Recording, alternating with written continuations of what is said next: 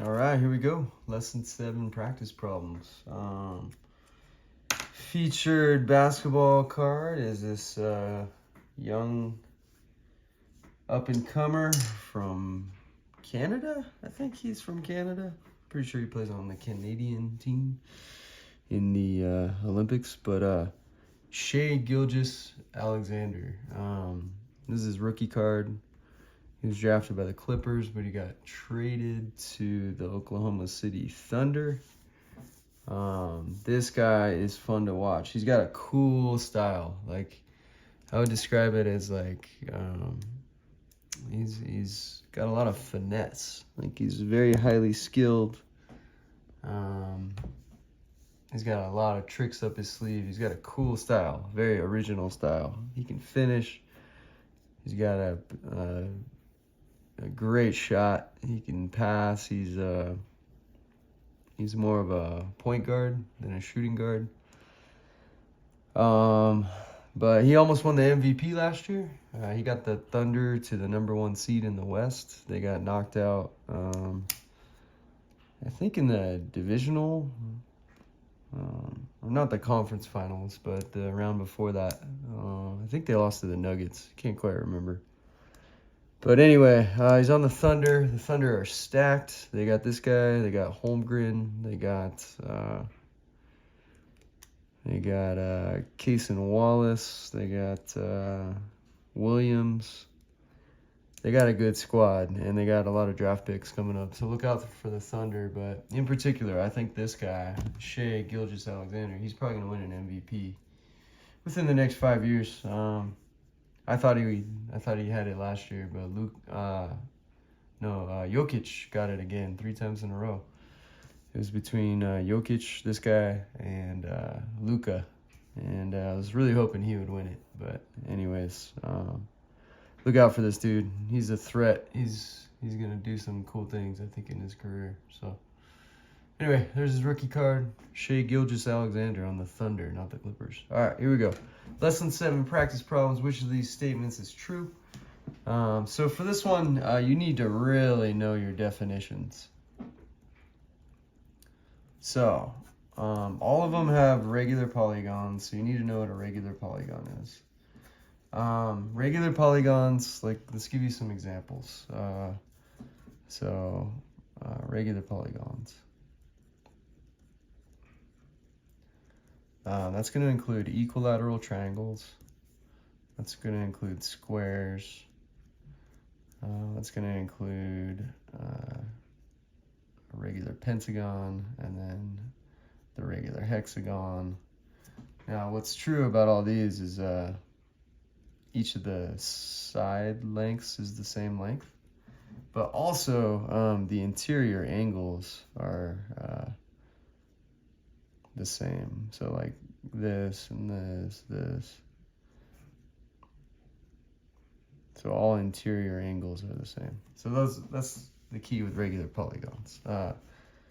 Sides the same, and interior angles are the same. All right, now you need to know something about rectangles.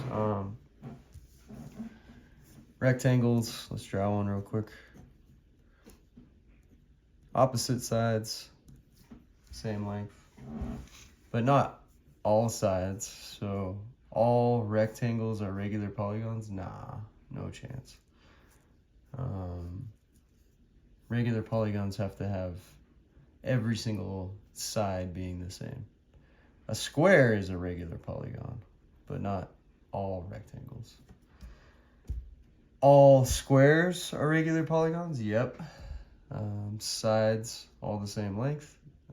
Those corner angles are all 90. All rhombi, so a rhombi is it's like a parallelogram, but specifically all the sides have the same length.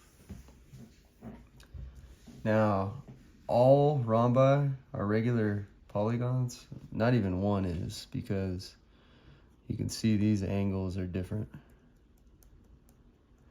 So the interior angles are not the same. So definitely not. And then all parallelograms are regular polygons. Parallelograms is like opposite sides are the same length, and then opposite sides are parallel. But to be a regular polygon, you gotta have, like this is an example of a parallelogram. I'm just hand drawing stuff, sorry. But are all these sides the same? Nah. So anyway, choose your correct answer. It says which, so there's only one. Okay, number 2. This diagram, this one right here. This is a doozy, this problem. It's a pretty tough problem. I'm gonna kind of help you on this one. So this diagram is a straight edge and compass construction of square BACD. Not all markings are shown. The construction followed these steps: A, B, C, D, E, F, G, H, I. And then here's the question. Explain why you need to construct a circle in step 5, aka E. All right. So I'm going to try to walk you through this and explain it. So these are like the steps to create this. Imagine this is blank. So start with 2 marked points, A and B. Okay, mark 2 points, A and B. Use a straight edge to construct line AB. Okay. Just cross this out. It's just confusing. Construct a line perpendicular to AB passing through A. Okay, so that's this one. Remember, you don't know where C is yet. So perpendicular to AB. So there's AB. So perpendicular, so 90-degree angle, passing through A. Cross this part out. Okay, then construct another line perpendicular to AB passing through B. So there's your perpendicular line to AB passing through B. Okay. E, this is the key step where the question is leading us. So use a compass to construct a circle centered at A passing through B. Okay, so radius is AB.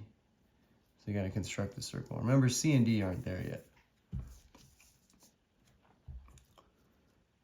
Label an intersection point of that circle and the line from step 3, this line. Sorry. This line as C. Okay, so they labeled it C. Construct a line parallel to AB passing through C. Okay, there's that. Label the intersection of that line, so that line, and the one from step 4 as D. And then use a straight edge to construct the segments AC, CD, and DB. I'd be happy if you understood that. Jeez, that's a lot. But the question is, explain why you need to construct a circle in step 5. Now remember, we didn't have C yet, but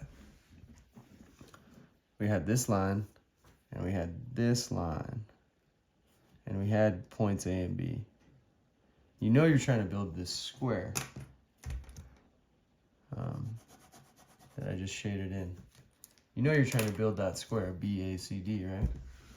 So why did you construct a circle right here? That's what they're asking. Well, if you construct a circle, center A, radius AB, then this side will have the same length as this side, because they asked you to mark the intersection point of this circle and this line that you already created as C. So by constructing this circle, you found because this is a radius, and so is this. AB is a radius, so is AC. So by constructing that circle, you were able to find a side length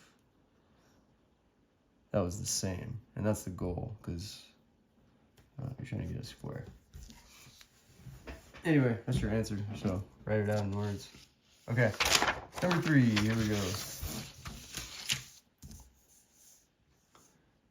To construct a line passing through point C,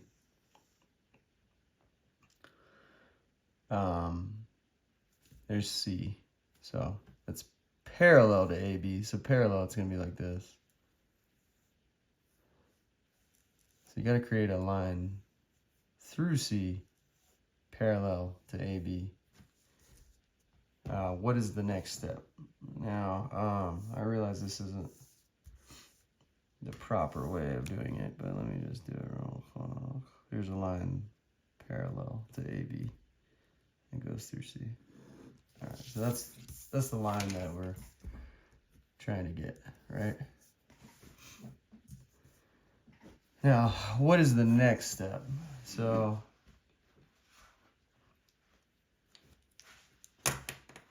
just to not confuse you, we're just going to delete that. I'm just trying to help you visualize what we're trying to do here. We're trying to get that line. But anyway, let's just get rid of it for now. All right, so the goal is we're going to create that line, right? Okay. They're saying, what is the next step? Construct an equilateral triangle with side, this is C right here, CD. If we construct an equilateral triangle, here's what's going to happen. You're going to have this side, and this side. But remember, we're trying to make this line, right? That's not going to help us. Construct a line through point B perpendicular to AB. So what's through B perpendicular to AB? So we would construct this line. Is that going to get this white out area? No, it's not. It's not going to help us. Construct a segment with the same length as AB.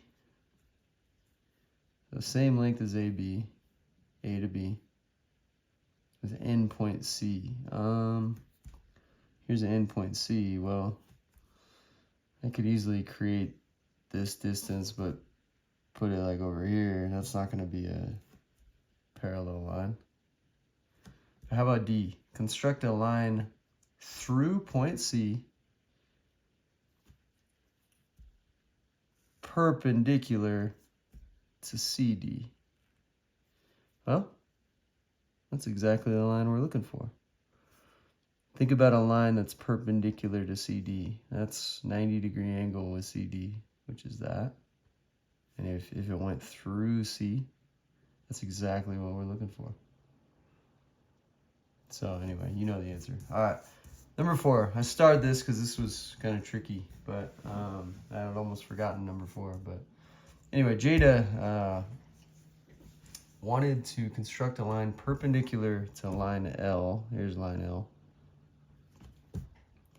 Through point C.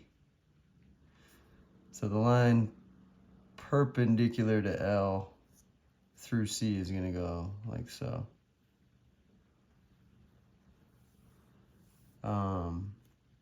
The diagram shows her construction. What was her mistake? Okay, let me think about this. What was her mistake? Well, what Jada did is she created a circle, center A, radius AC. So she created this circle. She set her compass to A and C and then created this circle, right? And then she didn't mark this point anything, but she clearly created another circle with radius AC as well, right? And then she constructed the perpendicular bisector of this line segment, A to this point. That's what she did. But does this perpendicular line go through C?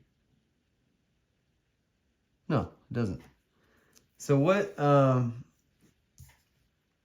Jada should have done, and I'll give you an example. She just says she's got her construction all wrong. So if you want, let's just call this line L, and this is point C, right? If you want to construct a perpendicular line to L that goes through C,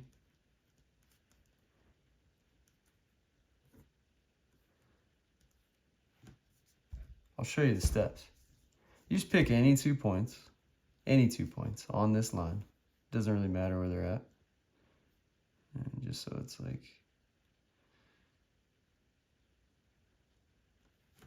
any 2 points.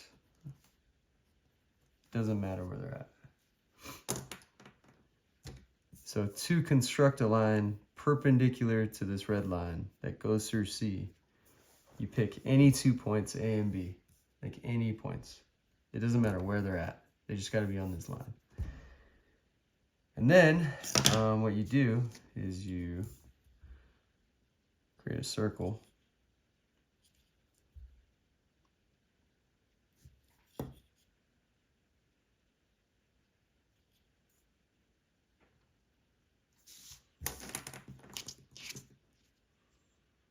Center B, radius BC, the first one. I'm just going to show you the proper way to do it. So you create a circle, center one of the points, radius BC. That's what that green line is. And then you do another one.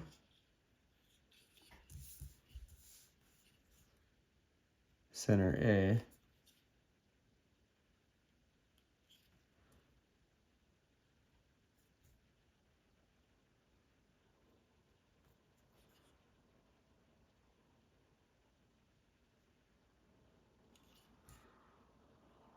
Radius AC.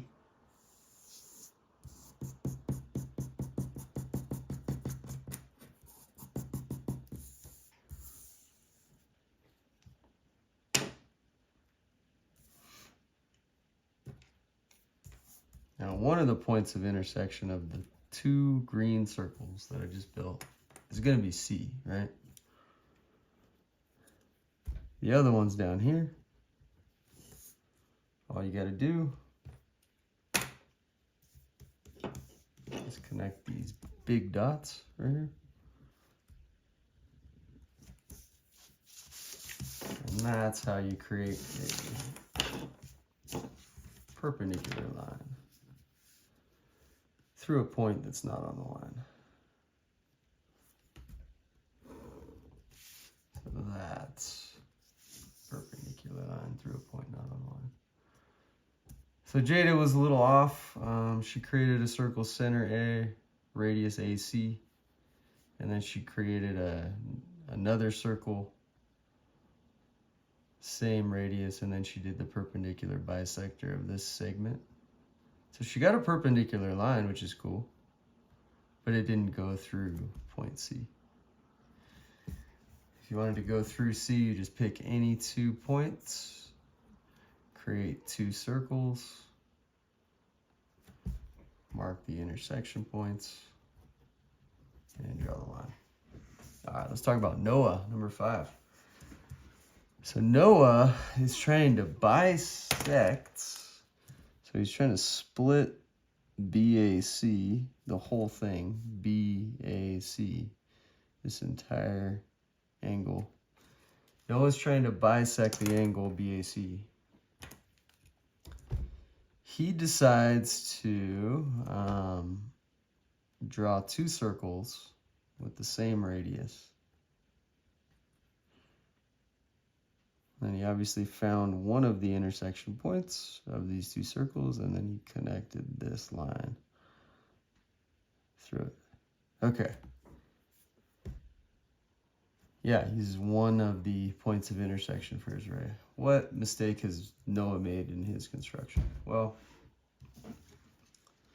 let me just show you plenty of mistakes, but just gonna recreate this real quick.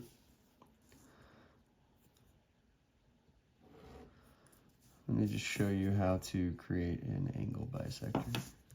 Noah's just so far off, and that's okay.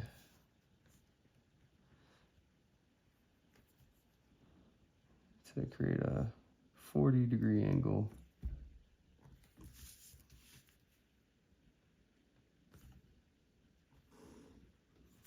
All right, so just forget B and C for a minute. You got the same angle, right? This is the same exact angle, right? I just measured it with the protractor and then I recreated it. Now, if you want to bisect this angle properly, points B and C don't really matter. What you need to do is you need to just draw like draw a circle, center A. It doesn't have to be a specific distance. It can be like almost any distance, really.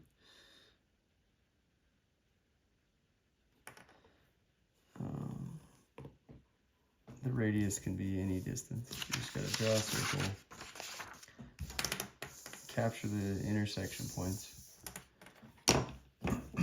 right here and right here. So obviously it didn't do that. There's no circle center A. There should be like a circle with center A. And then you do the perpendicular bisector of this segment right here, this dash line. So you got to get the perpendicular bisector of this line segment. And I'll show you how to do that real quick. Just set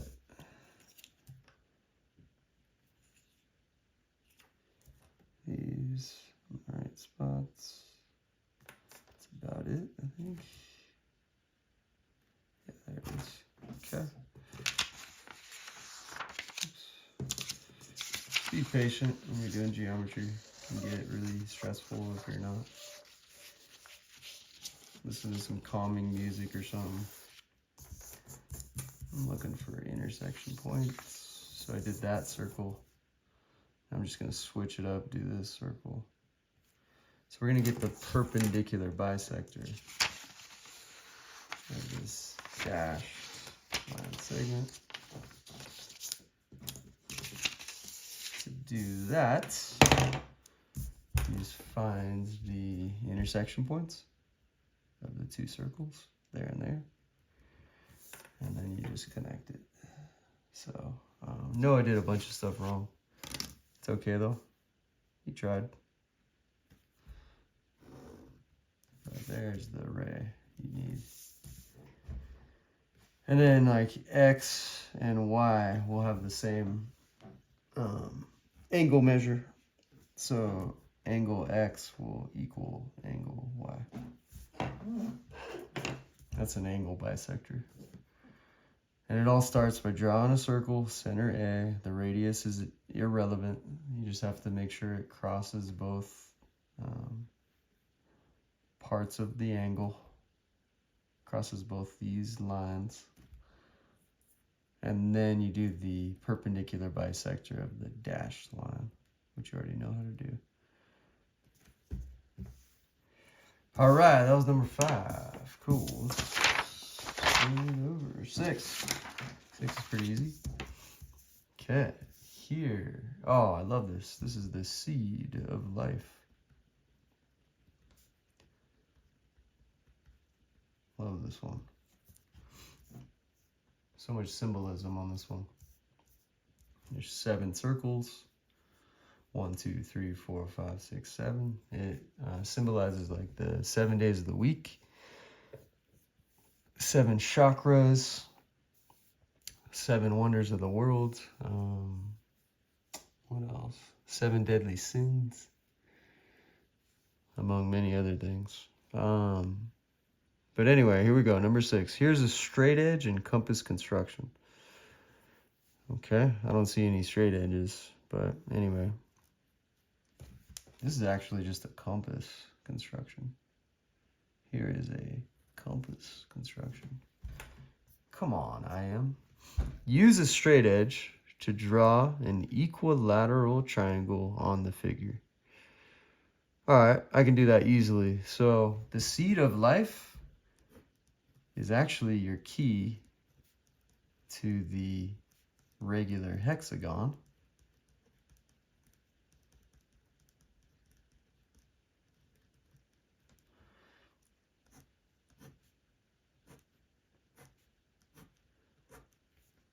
Where all the sides are the same length. So if you want to figure out how to draw a regular hexagon, you just do the seed of life.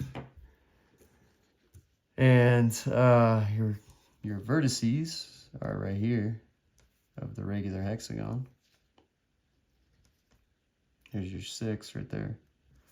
1, 2, 3, 4, 5, 6. So your seed of life, this like flower petal construction utilizing 7 circles is known as the seed of life, and this is the key to the regular hexagon. And there's your vertices of the hexagon. Now, what's cool about this is it's also a great equilateral triangle construction.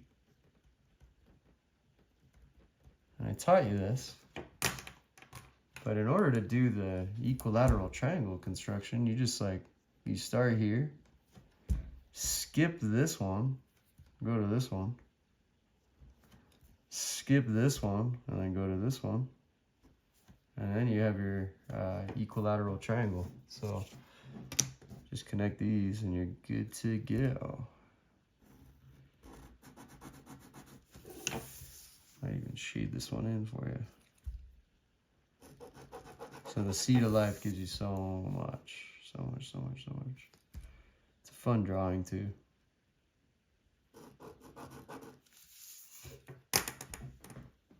But let's just go purple for pumas.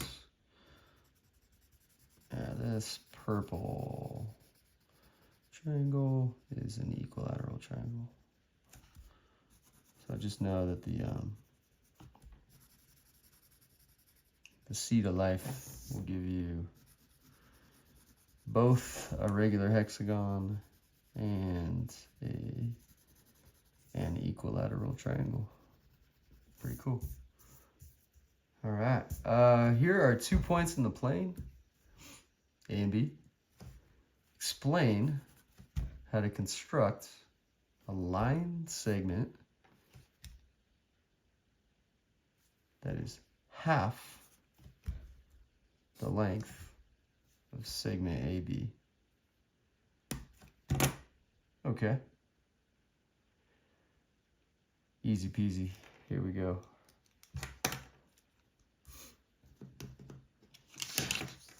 Just gonna connect these for a minute.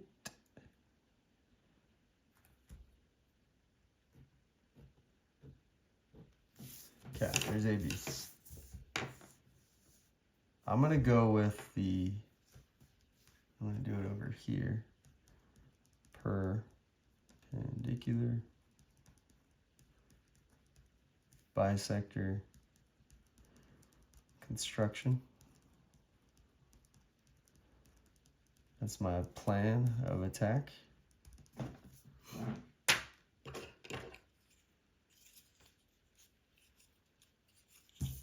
So how do you do that? Well, you just set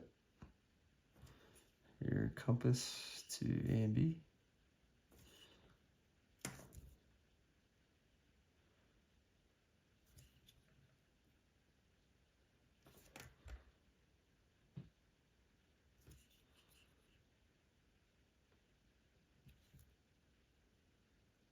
Okay, I think I'm happy with that. That bit off, that's okay. Try this method out. Do that. All I did was center B, radius AB. Now let's go center A. Radius didn't change, so I didn't move the compass.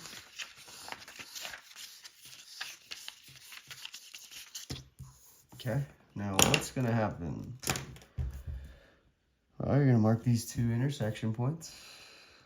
You can call them C and D if you want. Connect them.